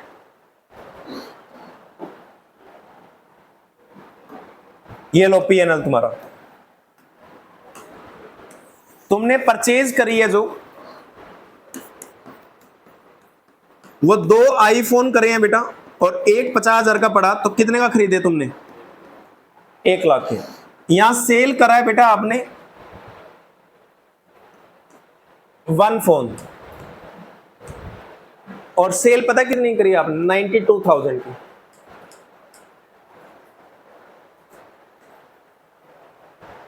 तो सेल 92 है, परचेज 1 लाख है, तो लॉस दिख रहा है प्रॉफिट दिख रहा है? प्रॉफिट। मैं आपको बोलूंगा सर मेरे को प्रॉफिट एंड लॉस अकाउंट बनाना आता है, इसमें देखो लॉस हो गया आपका। परचेज 1 लाख की है, सेल 92 की है, तो खर्चे ज्यादा हो गए, 8,000 रुपए से खर्चा ज्यादा हो गया, आपका लॉस है। आप मान जाओगे लॉस है? क्यों नहीं मानोगे आप? आप कहोगे सर आपको नॉलेज ही नहीं है। हाँ, आप कहोगे सर कितना फोन बेचे हैं? 1। और एक फोन कितने में खरीदा था? 50 में। खरीदा 50 का है, बेचा 92 का है, मेरे हिसाब से तो 42,000 का प्रॉफिट है। आप लॉस दिखा रहे हो, आपको कुछ नहीं आता, छोड़ दो अकाउंट्स। तो बताओ अगर सेल 1 फोन की है तो परचेज भी कितनी आनी चाहिए? 1 फोन की। तो जब गुड्स खरीदे थे तो परचेज डेबिट 2 फोन कर दिया था, अगर वो एक बिक नहीं पाया या मैंने बेचा नहीं तो वापस परचेज क्रेडिट होनी चाहिए नहीं होनी चाहिए? अगर आपके पास स्टॉक पड़ा है तो यहाँ क्लोजिंग स्टॉक दिखा दो। मान लो तुम्हारे पास स्टॉक पड़ा है, आपका लॉस नहीं हुआ, पड़ा हुआ है स्टॉक, तो क्या दिखाते हैं यहाँ पे? By closing stock. आपके पास 50,000 का स्टॉक पड़ा हुआ है, तो मैं यहाँ स्टॉक दिखा दूंगा। 2 खरीदे थे, 1 बेच दिया, तो 1 तो पड़ा है ना 50,000। अब आंसर निकाल लो, जो तुम चाहते हो वही आएगा। मेरी अकाउंटिंग तो बिल्कुल ठीक है, अकाउंट्स में कोई गड़बड़ी नहीं है, लेकिन अभी सिखा नहीं सकता बेटा। अगर क्लोजिंग स्टॉक है तो क्रेडिट में लिख देंगे। क्रेडिट का मतलब परचेज के अपोजिट लिख दिया ना। परचेज के अपोजिट का मतलब क्या होता है? एक तरह से परचेज कम कर देना। बट अपने केस में बताओ क्लोजिंग स्टॉक है या लॉस हो गया?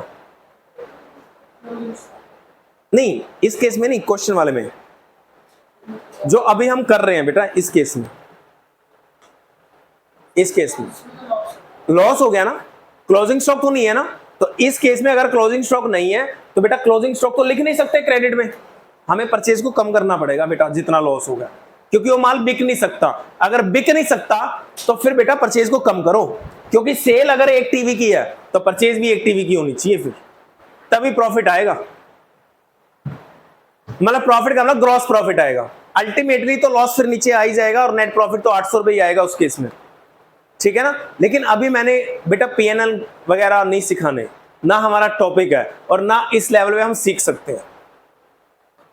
यहां आ जाओ। अब परचेजेस क्रेडिट क्यों किया इतना तो पता लग गया। अगर मैं परचेजेस को क्रेडिट नहीं करूंगा तो ये वाला काम हो जाएगा, फिर 92 में से 1,08,000 का लॉस दिखा दूंगा फिर। और जबकि तुम जानते हो तुम्हारा आईफोन बेचने पे लॉस नहीं है, तो मेरे को परचेज को क्या करना पड़ेगा, कम। डेट्स वाई यहां पे क्या हो गया बेटा, परचेज अकाउंट क्रेडिट हो गया। तो पहली एंट्री हो गई loss of stock by fire account debit to purchases. ठीक है जी, हमने लॉस कर लिया और लॉस को डेबिट कर दिया। दूसरी एंट्री आगे क्या कह रहा है, and insurance company accepted the claim of ₹800। Insurance company ने कितने एक्सेप्ट कर लिए, 800 एक्सेप्ट कर लिए। And cheque is received from the insurance company. मैं आपसे पूछना चाहता हूं, कंपनी पहले एक्सेप्ट करेगी या पैसा दे देगी सीधा, पहले एक्सेप्ट करेगी ना। तो मैं इंश्योरेंस कंपनी को डेबिट कर लूं 800 रुपए, 1000 में से बेटा 800 रुपए दे रही है वो, तो 200 रुपए का मेरा क्या हो गया, लॉस।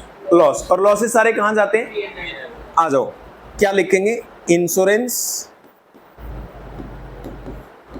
कंपनी डेबिट 800 रुपए, पीएनएल अकाउंट डेबिट 200 रुपए, टू लॉस बाय फायर। उस 1000 रुपए को बाइफरकेट कर दिया बेटा, जो ये 1000 रुपए का लॉस दिखाया था इसको यहां बांट दिया, 200 रुपए पीएनएल में डाल दिए, 800 रुपए कंपनी के नाम पे डाल दिए। अब कंपनी कह रही है, मतलब क्वेश्चन कह रहा है received a cheque from the insurance company. Received a cheque का मतलब क्या, पैसा आ गया या आना है, आ गया। पैसा आ गया ना। पैसा आने का मतलब बैंक अकाउंट डेबिट करेंगे, bank account debit.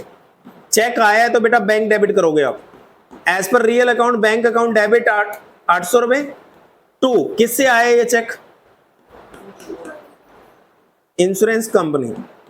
Insurance company giver है, गिवर को क्रेडिट कर दो। ये एंट्रियां कर दो बेटा।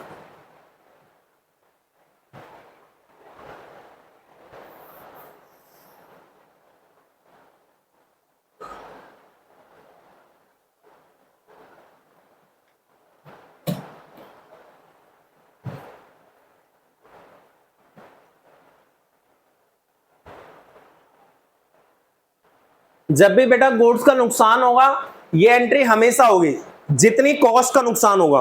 कॉस्ट मतलब एमआरपी नहीं काउंट करेंगे, क्या काउंट करेंगे, कॉस्ट प्राइस। जितने भी गुड्स का नुकसान होगा ये एंट्री हमेशा होगी। ये एंट्री डिपेंड करती है कि इंश्योरेंस है या, इंश्योरेंस है तो इंश्योरेंस डेबिट होगा, अदरवाइज पीएनएल डेबिट होगा। और जो लॉस बाय फायर डेबिट किया था उसको वापस क्रेडिट कर लेंगे, ठीक है। और अगर फिर इंश्योरेंस कंपनी से पैसा आएगा तो करेंगे ये एंट्री, अदरवाइज नहीं करेंगे। फिर तीसरी एंट्री इसमें लिखा था रिसीव्ड ए चेक, चेक मिल गया तो पैसा ले लो।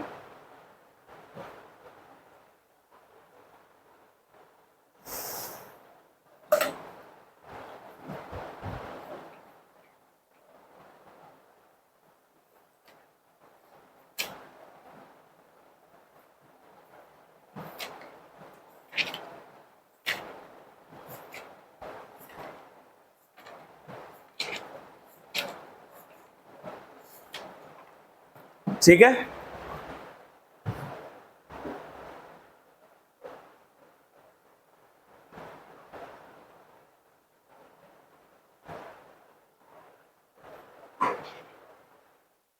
कर लोगे।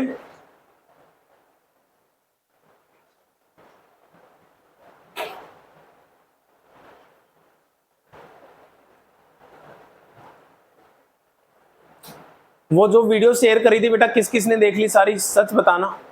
सारी वीडियो एक एक, सिर्फ देखने का मतलब ये नहीं है क्लिक किया और बंद कर दी। देखने का मतलब जैसे क्लास ले रहे हो बेटा, ऐसे क्लास किस किस ने ले ली, वो एक ही लिया बस। बाकी सारी पूरी देखी है बेटा, देख लो आप लोग भी। अगर आप लोगों ने नहीं देखी तो प्लीज़ उन वीडियोस को एट अर्लीस्ट, अगर मैं आपसे बार बार रिक्वेस्ट कर रहा हूँ और फेस टू फेस क्लास देने के बाद भी रिक्वेस्ट कर रहा हूँ, तो कोई रीज़न होगा कि मैं रिक्वेस्ट कर रहा हूँ आप लोगों से, ठीक है। अभी आप लोगों को पता नहीं लगेगा, लेकिन बाद में पता लगेगा कि सर क्या कहते थे। अगर आप लोगों ने मेरी बात मान ली तो 11th क्लास के बाद मरते दम तक मेरे को याद रखोगे अकाउंट्स के लिए कि हमारा क्या बेस बनाया था सर ने 11th क्लास का। बट अभी समझ नहीं आएगा बेटा, बाद में समझ में आएगा कि यार क्या पॉइंट स्ट्रॉन्ग करे थे उस टाइम पे। बाकी बच्चों को तो कुछ पता ही नहीं है टोटली। अगर बेटा मेरे को 100% में से 95% पता है और अगर आपको 75% पता है तो आप बेटा 100% के बराबर हो। अगर इस लेवल पे 75% कॉन्सेप्ट क्लियर है तो 99% स्टूडेंट को 50% कॉन्सेप्ट भी क्लियर नहीं होते, आधे कॉन्सेप्ट भी क्लियर नहीं होते, सिर्फ और सिर्फ रट्टे मार के पास होते। 100 के 100 नंबर आ जाएंगे अकाउंट्स में, बट कॉन्सेप्ट क्लियर नहीं होते। तो मैं कोई लॉजिक है, रीजन है कि आपको बार बार रिक्वेस्ट कर रहा हूं कि उन वीडियोस को आप देख लो। नहीं देखोगे कोई मैं चेक तो कर नहीं रहा कि किसने देख ली किसने नहीं देख ली, but this is in your interest. आप देखोगे तो बेटा आपका बेनिफिट होगा और बहुत अच्छा बेनिफिट होगा। और घर जाके बेटा आप प्रैक्टिस करनी स्टार्ट कर दो। अब मैं तुम्हें इस चैप्टर के नोट्स भी दूंगा, तो जितनी प्रैक्टिस करोगे ना इन जर्नल एंट्री की, देखो ये जर्नल एंट्रीज हैं, जिंदगी में पहली बार आप पढ़ रहे हो। जब आप रूल्स लगाओगे ना 90% एंट्री में रूल्स लग जाएंगे, 10% में कहीं कहीं अपना दिमाग लगाना पड़ेगा। तो वो कैसे ग्रिप बनेगी बेटा इस चैप्टर में, जब आप लोग प्रैक्टिस करोगे। बेटा जब आपको गाड़ी सिखाई जाती है, आपके पापा ने कार ड्राइविंग स्कूल में आपको गाड़ी 15 दिन सिखा दी, क्या आपको लगता है आपको गाड़ी आ गई? नहीं। आप चला के दिखा दो, खाली रोड पे भी नहीं चला सकते आप गाड़ी स्टार्ट करोगे बंद हो जाएगी। आप कहोगे यार वहां तो गाड़ी जब चलाते थे भैया बैठे होते थे साइड में तो हम बढ़िया चलाते थे, अब अपनी गाड़ी ले ली तो ये बंद हो जाती है झटका मार के। उसका रीजन है, जब वो गाड़ी सिखा रहे होते हैं आपको तो क्लच एंड ब्रेक उनके पास होता है, आपके पास भी होता है, उनके पास भी होता है। और गाड़ी में सारा काम क्लच का होता है।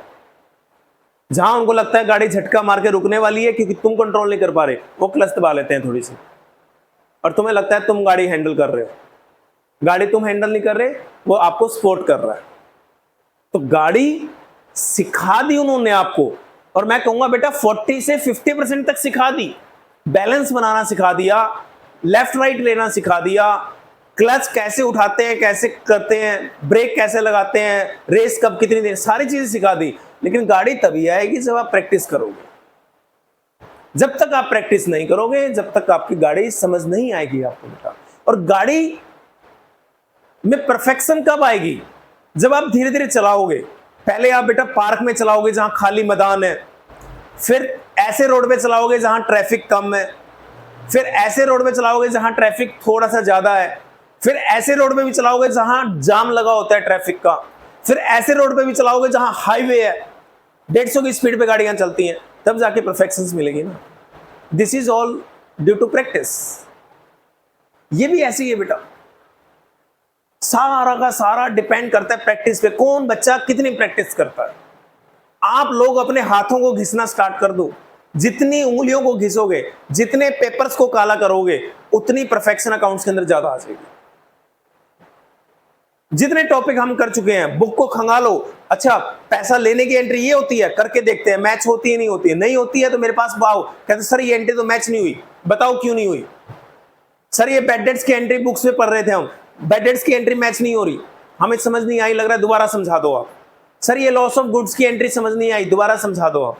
सर ये गुड्स की परचेज करी थी, ट्रेड डिस्काउंट कैश डिस्काउंट दोनों थे, हमारी तो एंट्री मैच नहीं हो रही, आप दोबारा करवा दो, ये एंट्री मैच क्यों नहीं हुई। तो जब ये प्रैक्टिस करोगे तो बेटा आपके डाउट्स आएंगे, और आपके डाउट्स 300% आएंगे। अगर डाउट्स नहीं आए इट मींस आपने प्रैक्टिस नहीं करी। ऐसा पॉसिबल नहीं है इस लेवल पे डाउट्स ना आए, ठीक है। तो बेटा कब होगा? जब आप अब प्रैक्टिस स्टार्ट करोगे, तो आगे के टॉपिक हम नेक्स्ट क्लास में करेंगे, एकदम से तुम्हारे ऊपर सारा बर्डन नहीं डालना। आप एक काम करो, बुक्स में प्रैक्टिकल क्वेश्चंस पे आ जाओ जो आपको प्रैक्टिस करके लाने हैं।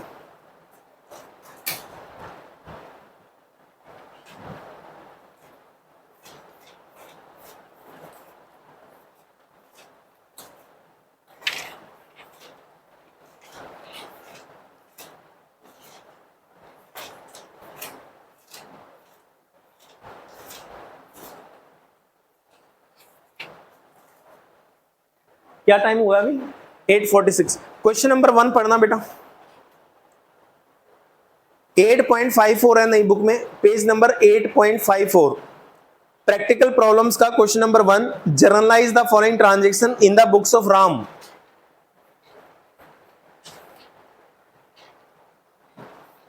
अप्रैल की एंट्रियां दे रखी हैं, अप्रैल 1, 2, 3, 5, 7, 9, 10।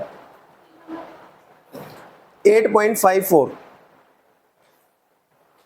Page number 8.54।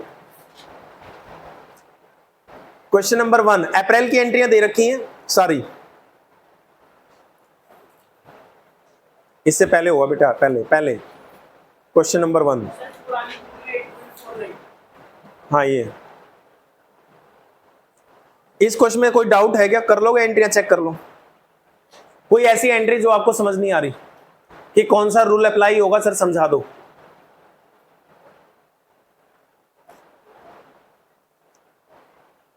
ये गुड्स रिटर्न वाली एंट्री छोड़ देना बस। सेल रिटर्न, परचेज रिटर्न है, मैं करवा दूंगा नेक्स्ट क्लास में।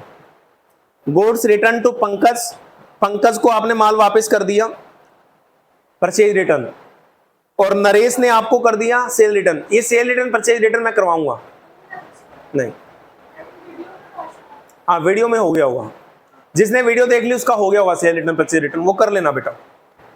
वीडियोस में है सेल रिटर्न परचेज रिटर्न, तो आप वीडियो देख लोगे तो अपने आप हो जाएगा। इनकम है बेटा, रिसीव्ड पैसा आया होगा, cash account debit as per real account, और कमीशन रिसीव्ड इनकम होती है। Income as per nominal account क्या होती है? क्रेडिट। तो cash account debit to commission received. इसकी सेकंड लास्ट एंट्री नरेश के अकाउंट में पैसा है। हाँ नरेश से पैसा आया है ऑन अकाउंट। ये भी मैं आपको वीडियो में समझाता हुआ मिलूंगा। ऑन अकाउंट का मतलब होता है बेटा कि आपने किसी से पैसा ले लिया और ये नहीं बताया सामने वाले ने किस चीज का पैसा दिया है। आप मेरे से अकाउंट्स इकोनॉमिक्स दोनों पढ़ रहे हो, आप आज आए और 10,000 जमा करा दिए। मैंने कहा बेटा किसके? अकाउंट्स के, इकोनॉमिक्स के। आपने बोला सर अभी रख लो, बाद में बता देंगे किसके पैसे हैं ये। तो ऑन अकाउंट पैसा रख लिया, ये नहीं पता कौन से बिल के अगेंस्ट में। तो पैसा एंट्री तो वही होनी है बेटा, cash account debit to Naresh. Naresh से पैसा आया है तो नरेश गिवर है, और as per personal account giver को क्या करते हो? क्रेडिट। रूल अप्लाई करो, तीनों रूल अपने याद करके रखो। जब भी जर्नल एंट्री होती है पहले ये देखो कितने अकाउंट अफेक्ट हुए। नरेश हुआ, इनकम हुई, एक्सपेंस हुआ, कैश हुआ, क्या अफेक्ट हुआ। फिर ये देखो वो अकाउंट कौन सा अकाउंट है, पर्सनल है, रियल है, नॉमिनल है। और फिर उसका रूल अप्लाई करके देखो ये डेबिट होना चाहिए या, जैसे स्टार्टिंग में हम करते थे कि डेबिट क्या होगा, क्रेडिट क्या होगा, और फिर एंट्री पास कर दो। और अगर एंट्री पास करनी नहीं आ रही तो इवनिंग में मेरे पास आओ और मेरे साथ बैठ के प्रैक्टिस करो। जितनी ज्यादा प्रैक्टिस करोगे बेटा उतना बढ़िया, चाहे घर बैठ के कर लो चाहे मेरे साथ बैठ के कर लो, ठीक है। अब इस चैप्टर में टॉपिक कम रह गए जो मुझे समझाने हैं और प्रैक्टिस ज्यादा रह गई। हो सकता है अब आने वाली 6-7 क्लासेस तक ओनली प्रैक्टिस चले, लेजर सबसे लास्ट में करवाऊंगा खत्म, ठीक है। तो आपकी इवनिंग क्लास कब है? इवनिंग क्लास कल है, लेकिन इवनिंग क्लास में अगर आज आना चाहते हो तो आप आज भी आ सकते हो, ठीक है। आज अगर आपको आना है तो 5:15 5:20 तक आप आ सकते हो। 5:20 पे मैं यहां पे पहुंच जाऊंगा। आप 5:20 से 6:10 तक, क्योंकि 6:10 पे बेटा अकाउंट्स की 12th वालों की क्लास स्टार्ट हो जाएगी फिर, ठीक है ना। तो 6:10 6:15 बजे तक आप लोग मेरे साथ बैठ के प्रैक्टिस कर सकते हो। और प्रैक्टिस करने का फायदा पता कब होता है? घर जाओ, आप 5-10 क्वेश्चन घर करो, ठीक है ना, प्रैक्टिस करो, और जो डाउट आते हैं ना उनको नोट कर लो कि ये 10 एंट्रियां हैं, हमें नहीं आती। शाम को आओ और फटाफट से 10 की 10 एंट्री समझ के चले जाओ, ठीक है। बंद कहां कर दी बेटा? क्यों बंद कर दी? बुक निकालो, अभी बंद क्यों कर दी? जल्दी निकालो। पहला क्वेश्चन के बाद दूसरा क्वेश्चन पढ़ो।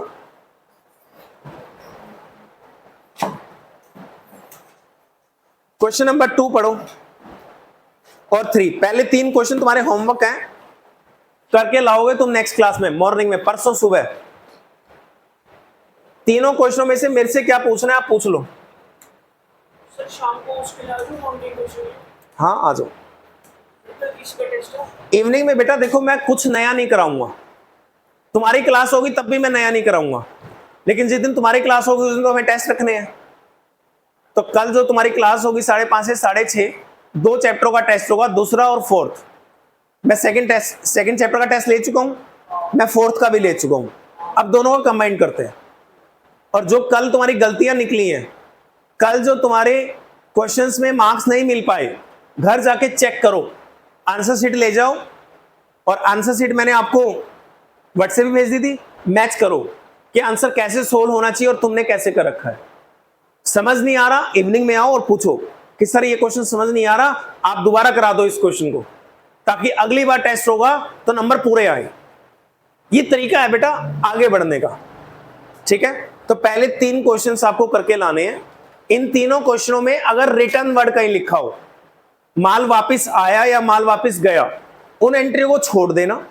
और अगर आपने वीडियो देख ली तो वो एंट्री आराम से कर लोगे, क्योंकि वहां पे सेल रिटर्न, परचेज रिटर्न मैंने करवा रखी है, ठीक है। बट तीनों क्वेश्चंस आपको करके लाने हैं बेटा। चलो, थैंक यू।